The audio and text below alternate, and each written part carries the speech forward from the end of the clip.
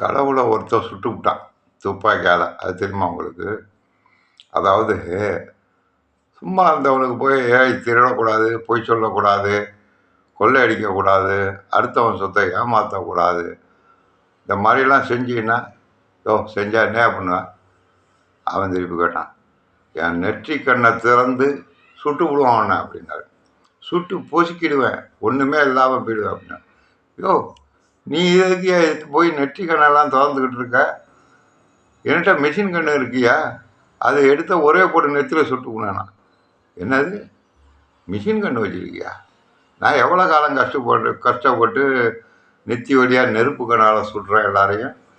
நீனே மிஷினை எங்கே சுடு பார்ப்போன்னாரு.